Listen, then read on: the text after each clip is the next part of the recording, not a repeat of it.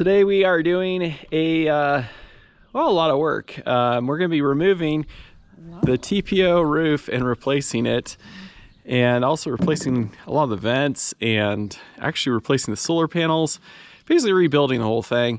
We had a bear encounter this last summer, and he kind of clawed open the door. He didn't get inside the camper, but he also clawed the roof, which we resealed. But it was just, you know, a little worse for wear. We thought, you know what? It's been 4 years. Why not just replace the whole thing with all brand new stuff? Because it's the most amount of work and cost. And that's how we do things. So we're gonna go ahead and kind of show you some video clips as we kind of remove everything and put it all back on, and maybe give you some basic feedback on doing it. This is not a how-to video. I am working on cleaning off the side rails from their sealant so that I can get access to the screws for the trip rail, and then the side molding to remove it so we can replace the TPO roof. A couple things we found removing parts. First, this is one of the, this is the actually Max fan vents cover, and the butyl tape actually adheres super well to the TPO roofing. So well, in fact, that it is more likely to rip the TPO than it is to let loose. Meaning that if you do remove these and you want to save your TPO roof, you gotta be really slow and careful with it. Since we're replacing the roof, I don't really care, but I did find it's interesting with that. The die core seems to just be used as a kind of a waterproof barrier to keep the butyl tape not exposed to the elements. The butyl tape, super waterproof and good sealing between the two. This is our skylight, and got that one pulled up. Our fridge vent cover, we had ripped it, a tree branch, probably the first year we had it, and we just taped it, and we haven't replaced it. So we've got a new roof vent cover.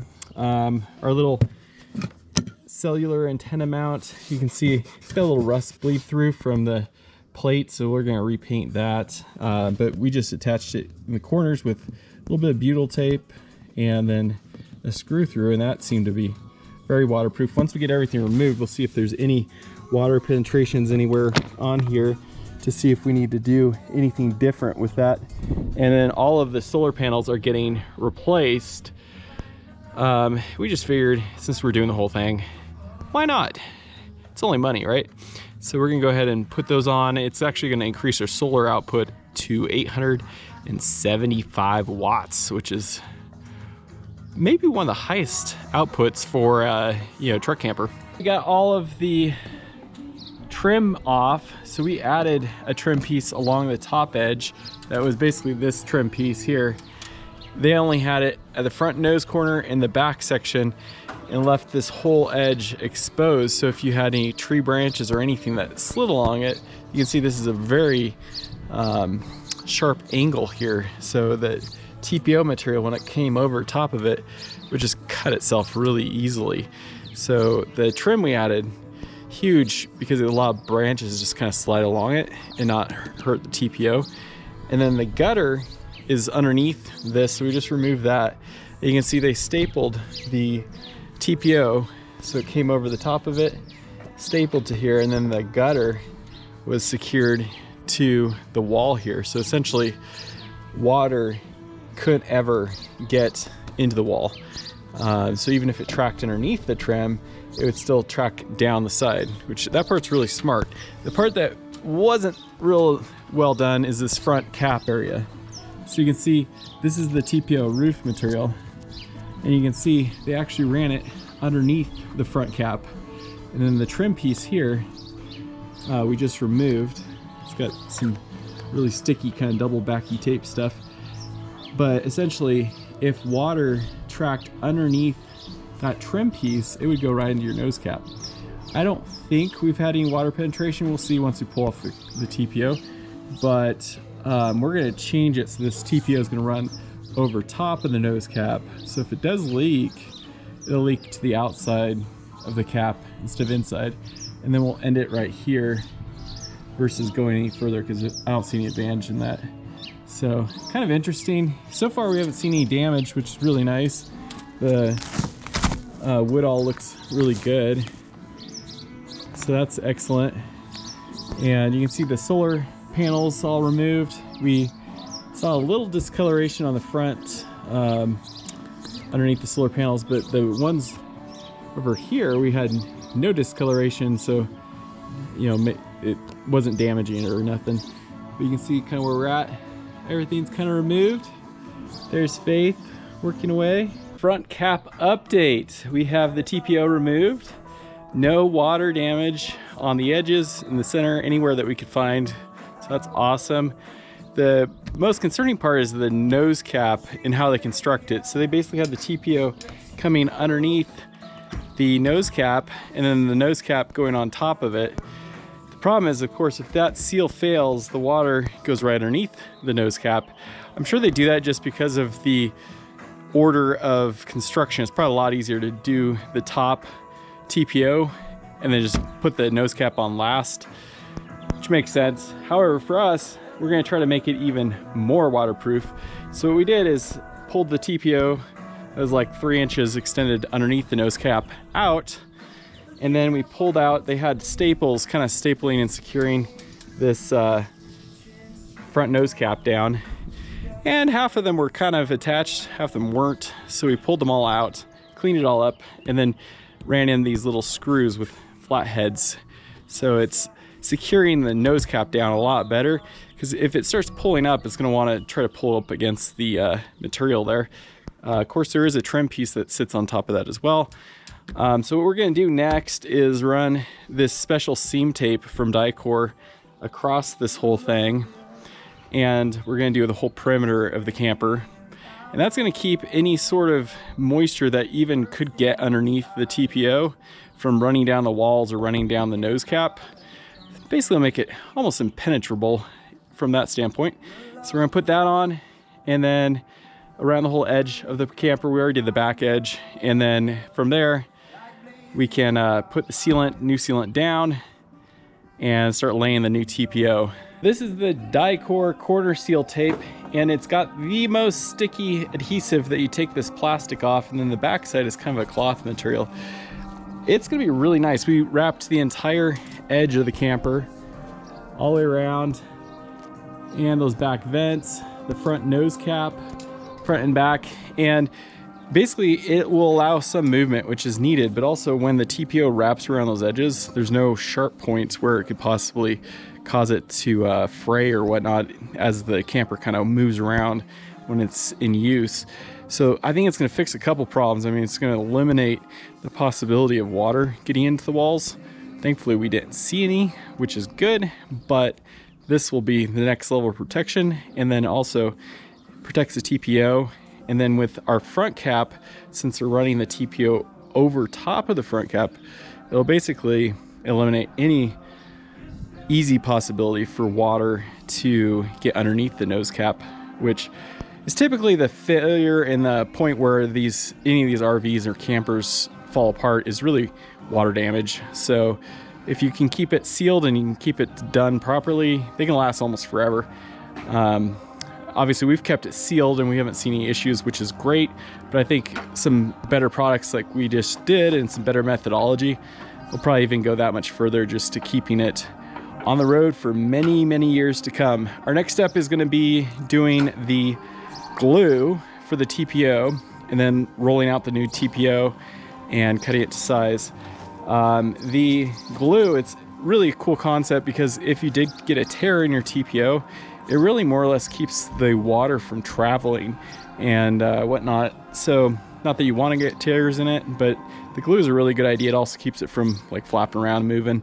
But that's also probably why it's a good idea if you attach anything to a roof that's TPO, is that you screw it down, because like a solar panel, for instance, if you just glued it to TPO, it's going to be trying to work the glue loose for the TPO with wind and so forth. So it's probably better to screw most stuff down, but I think the glue is a really neat concept. We'll see how messy it is and how well it works. I'll show you kind of as we go.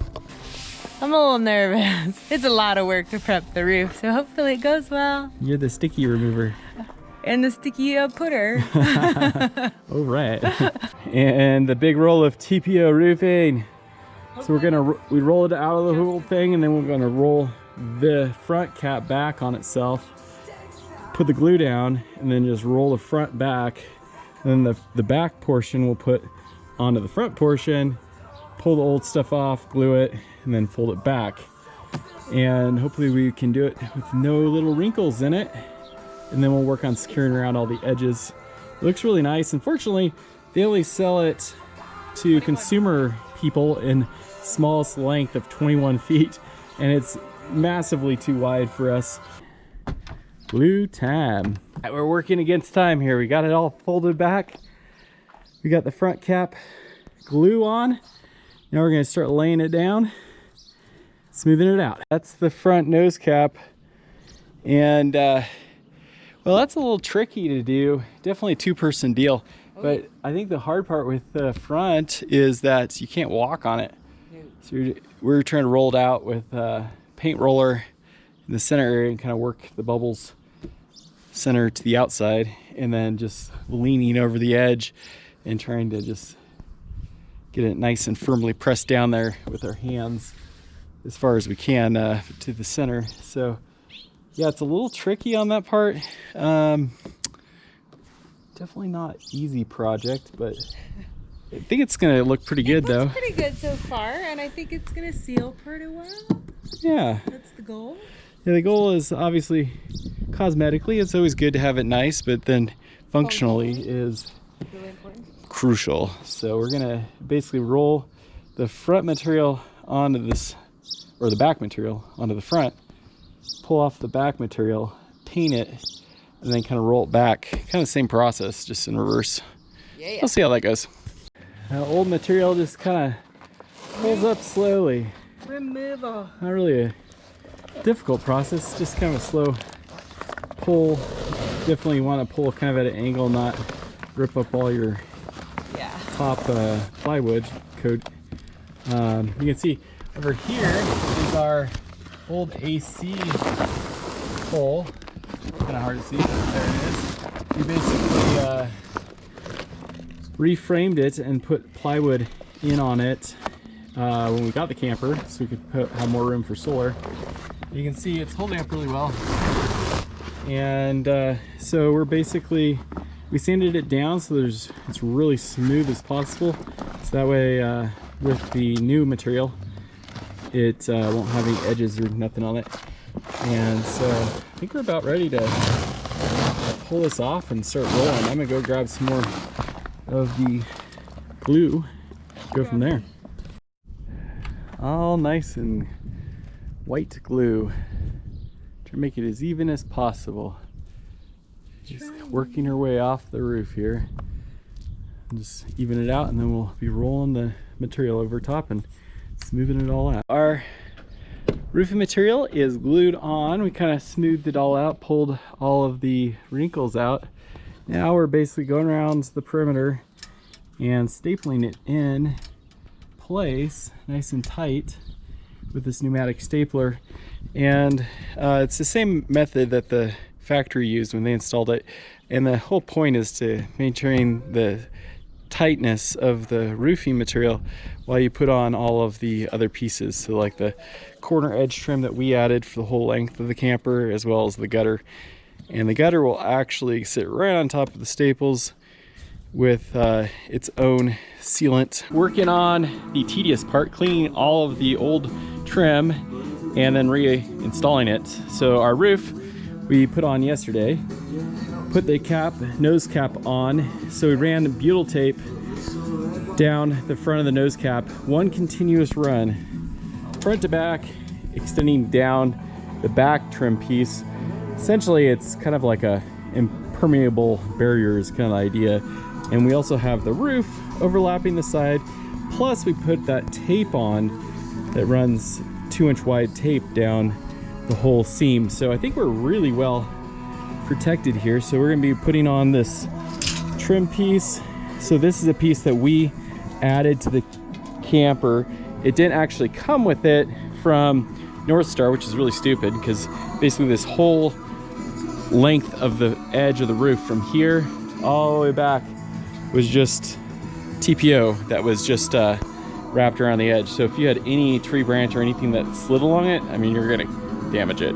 So I would highly recommend adding that if you have a truck camper that doesn't have that. It's a good protection measure. And then the other thing I would note is that this TPO, if you're cutting it, you basically, all you're trying to do is score the surface of it. You don't want to cut all the way through it and damage, you know, the side of the camper or something like that.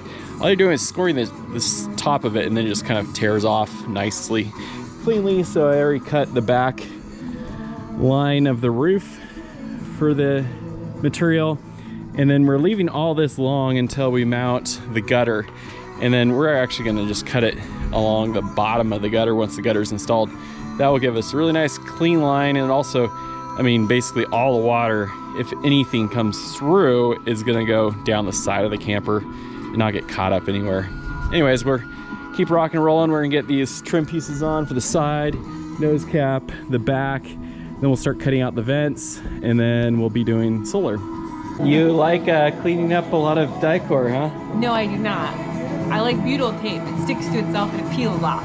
Yeah, it's a lot of work because all this trim has to get fully clean so we can get it re-adhered down. Time to start doing some roof cutouts. So this first one is the skylight, which I went ahead and installed the bathroom interior skylight portion and then marked the perimeter where the outer portion of the skylight's going to sit. It's a lot easier to mark it where you want it because there's a lot of flexibility of where it goes. So make sure it's squared up to the camper, and then once you got your cover with all the butyl tape around the edge, you don't have to worry about lifting it and re-sticking it because that gets really messy. The primary function of the butyl tape, from what I've gathered, not being a specific expert, is that it more or less just waterproofs where the screws are penetrating, and then your exterior seal, typically a Dicor product, helps to kind of weatherproof it. So it's kind of like a screw protector and secondary line of defense if your outer Dicor failed, but ideally you want to keep it sealed from the outside so your water's not actually hitting the butyl tape. So I'm gonna go ahead and set it in place and screw her down and then move on to the next vent. We're on to the two-person job, which is securing this gutter trim, which I think if I was doing the camper new, I would not put this gutter in because realistically it just focuses all the runoff at the front and rear, which then you have to deal with more sealing issues because you always have water in one spot versus having it kind of spread out over the whole thing. Unfortunately though, because they surface stapled the wall, we needed to reinstall it and cover up all their holes and staples that they had. So the difference is we ran our roofing material behind the gutter. So if there are any leaks, it won't affect it. The gutter has butyl tape behind it. So it's not gonna have an issue with the screw penetration holes. We actually lowered this gutter just a little bit so it has a nice even profile between the top trim, which this top trim is what we added. The other one was actually a little bit off side to side, about a 1/4 inch difference in height. So this, now they're going to be all even, but we had to pilot hole all of them because they're different screw hole locations. We're getting our screw cover put in. Faith is working on that. Pretty. And then to cut that to length and then pull it back out and finish the final screws in there. This is definitely 2 people deal though, because you have to have somebody hold one side. It's actually one long trim piece, front to back. It's quite a thing to mess with. So we're getting that squared away, get it screwed in, get this done. On the roof, we have the fridge vent lower cover installed, butyl tape underneath it, the whole perimeter. We've got the max air fan. Of course, you guys saw the skylight. And we got the rear trim on, this side trim, the other side trim, the front cap trim. And I think our next thing after this, after we finish the gutter, we're gonna be doing the solar panel install, which will show you how our best methodology to this point on installing flexible solar panels. And so we'll get those installed, and then we'll be on to sealing everything. So we'll be doing the self-leveling die core on the screw heads and around the perimeter of the vents. And we're gonna try to use as little as possible. I think that's really a key factor. Yeah. Going too much just makes a huge mess and makes it A lot of cleanup. really difficult down the road. So I would highly recommend very limited. And since we got it all die cored out, then I think we're pretty much off the roof. We're all done with it. It's been it's like a marathon project, guys. I would say if you're looking for a really quick tip, easy way of doing it, this is not it, but I think this is the long-term proper improvement way of doing things, which is how we always end up doing it. I think anything quick in life, We don't typically you get what you pay for and you get what you invest into. So if you microwave everything in life, you get microwave results. It's another long day out here on the camper, and as you can see, we have solar panels. We have 5 brand new solar panels, and these are 175 watts each versus the 160 watt panels that we previously had on here. And we replaced them because one of the panels had an issue. Right after we installed it, we had 2 panels actually fly off the camper. So we learned a lot about proper securing them to the camper. And so we basically had 4 panels that were working, 5 panels sometimes, but not all the time, since, oh man, almost since we got it. So the other panels are working great. I know a lot of people are wondering about the flexible solar panels, how well they hold up, how long they last for. Performance-wise, they're still working perfectly well, pulling out the same amount of amps as they did when they were brand new. So no issues there with that. They do get a little discolored with time and whatnot, but it doesn't seem to affect the performance. Now, when we went ahead and reinstalled these panels, well, after they failed the first time, we basically used a lot more screws and used some butyl tape underneath each screw, and then ran die core all the way around the perimeter of each panel.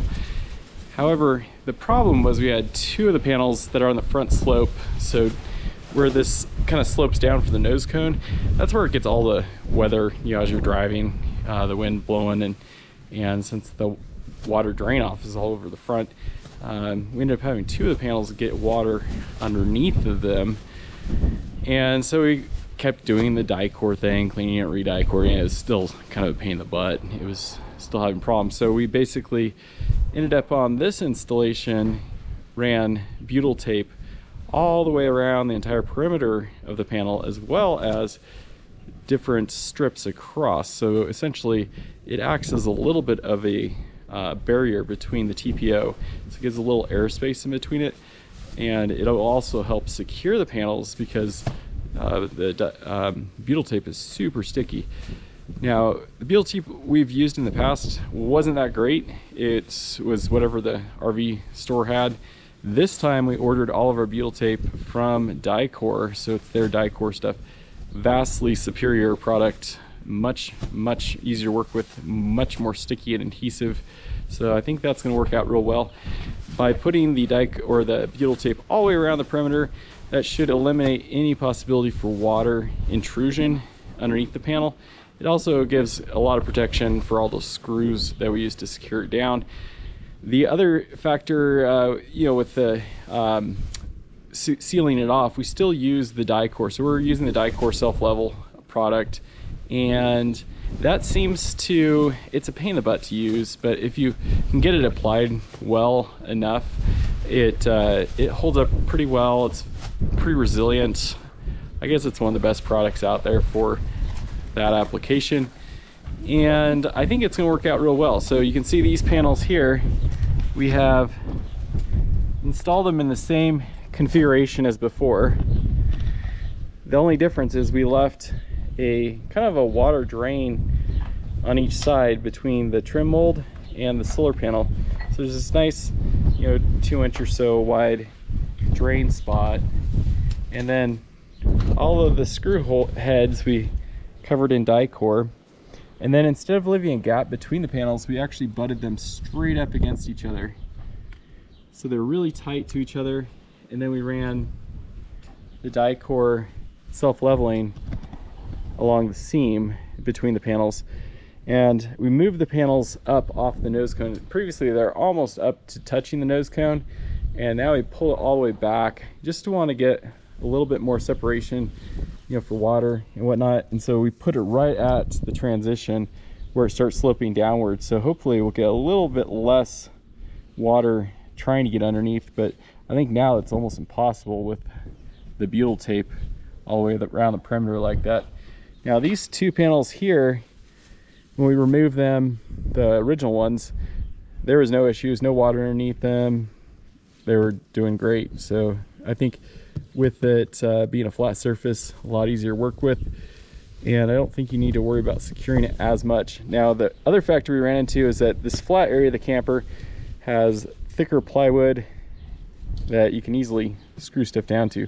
This front cap is not walkable, and it's almost like a thin board, like a really thin plywood, maybe 1/4 inch or something.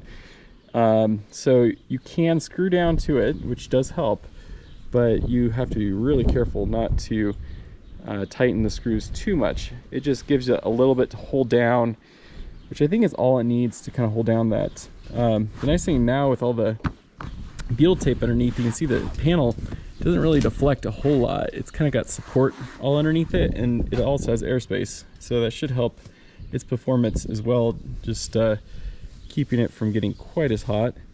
You can see we just installed all of the vents in the back, our little grounding plane plate for the cell booster, all the hardware, everything's on, all die-cored in. So our next step, once this dries a bit, is we'll be doing the cable management for the solar, getting all the wiring run, drop down there, and putting back the max air fan. We got a new vent cover for the fridge. So basically everything's new. Put a new skylight, replaced all the screws up on all the panels and nose cap and trim and everything, just to make it a little bit nicer, cleaner install. We used kind of a panhead style screw, so it kind of levels out a little bit nicer with the die-core. So a lot of work, so much work. We probably have I'd say another day or two out here to kind of wrap this project up. Wrapping up the solar wiring on the roof, and what we did is use these little cable ties and one screw with butyl tape underneath, so it seals it off real nice.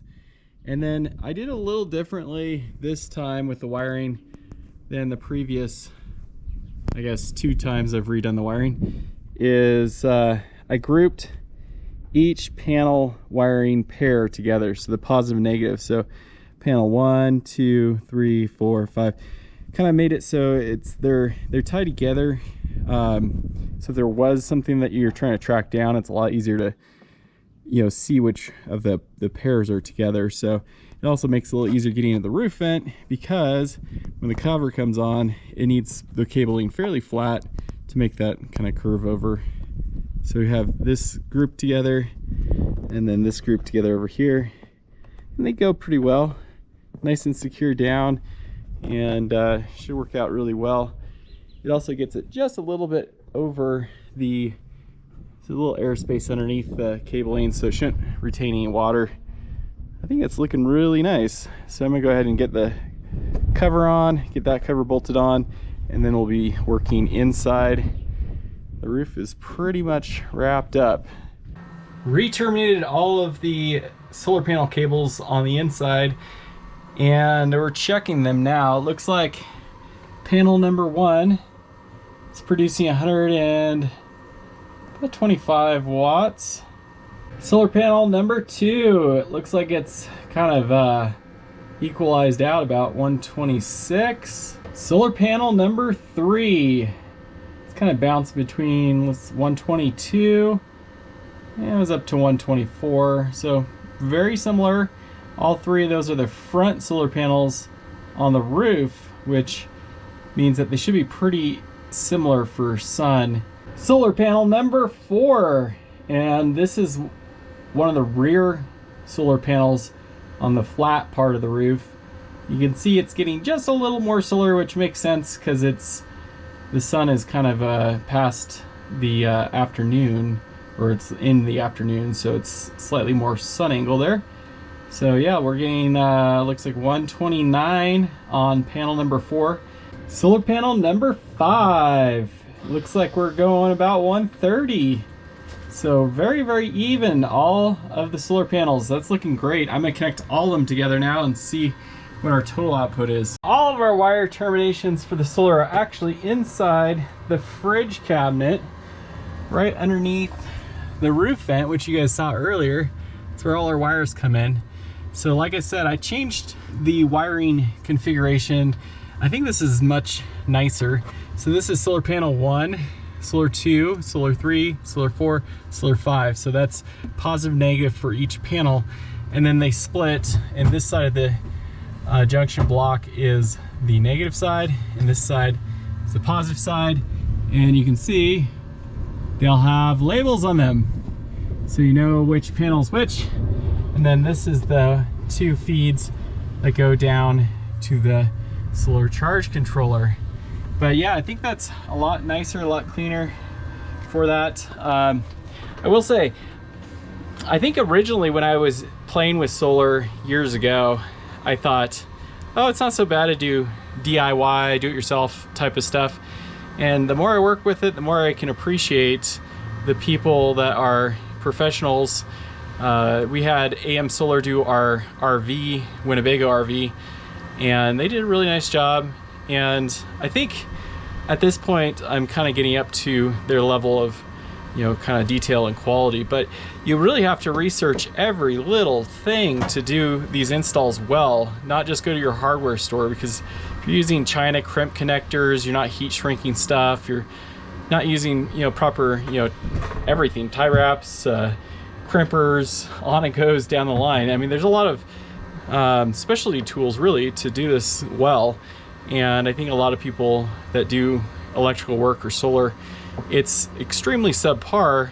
It's amazing how well it'll work for people, but there are definitely instances where you see them start on fire and burn down because they have the wrong wire gauge, bad connections, all that fun stuff. So anyways, that's my 2 thoughts on solar. Now we've got all of the panels plugged in, and it looks like we're up to almost 600. Oh, there's 600 watts. And we're running our power inverter right now, our 2000 watt power inverter. And I have a heat gun plugged in and running on high, which I think is 1500 watts of power it's pulling off. So our batteries are down to 57%. And it looks like our solar just under 600 watts. So not too bad. I mean, this is springtime, so your sun angle's not perfect, ideal for solar. And that's something that I keep telling people, and they don't understand with solar, is that you pretty much never get the full amount of solar, whatever amount that you put on your roof. In our case, we have 875 watts of solar, and here we are in the middle of the afternoon, and we're not even hitting over 600. And that's pretty common. I mean, then if you have a cloudy day, it gets even worse, or if you're in the middle of winter, and of course your sunlight hours can decrease significantly in the wintertime, or wherever you're at geographically. So I always err on the side of overkill with solar, so you don't have to really think about it. It just works. And I think this camper has been a good example that just is great. Mindless operation. You can check it every now and again, but really it just does its thing. We've parked under trees for a week and still been fine, because if it gets solar for an hour or two, it has so much solar panel up on the roof that it can kind of take care of itself and top itself back up. So anyways, that's thoughts on that. We finished this solar project roof replacement upgrade project, and quick scan around, you can see the solar panels all wired up, all tested, cable management done. We have all of our trim back on and all sealed up around the edges and all of the solar panels. And we've got the new fridge vent cover, the metal plate we use for the grounding plane for the cell booster, max air fan back on, handle back on, new skylight, all new screw hardware. Whoa, that was a big project. I don't know that I'd recommend that to anyone, but it was a learning experience of how it all comes together. And I think we did some improvements from the factory assembly to hopefully give it better longevity. It was nice to see removing everything, just that everything was in good shape. That was really nice to see, because 4 years, you know, it's not outside all the time, but we were in snow, we were in rain, and we typically, probably travel about 3 months of the year. And so I really want to make sure that there was no issues with the thing. So it was really nice to do the solar upgrade, and then also, you know, get the TPO roof on there. It's all brand new and nice, and ensure that there was no damage for anything. Everything was done properly. That AC hole in the roof, it was nice to have no cover for it now. It's just one seamless piece of TPO. I don't know that I would recommend this project to somebody, but it is possible to do with enough time and energy and money for parts. Definitely not inexpensive. And we spent probably better part of 3 or 4 weeks on doing this project with 2 people working a fair bit of hours. Of course, we went into way more detail and did a lot more upgrades than what a shop would typically do, and you know, made it extra nice. Yeah, so I think it came out really well. I'm really happy with it. I think it's a nicer installation than even the factory one, which is great. Anyways, if you have any questions on the install, post up in the comments below. Otherwise, we will catch you on the next video. Thanks so much for watching, and we'll see you later. Bye.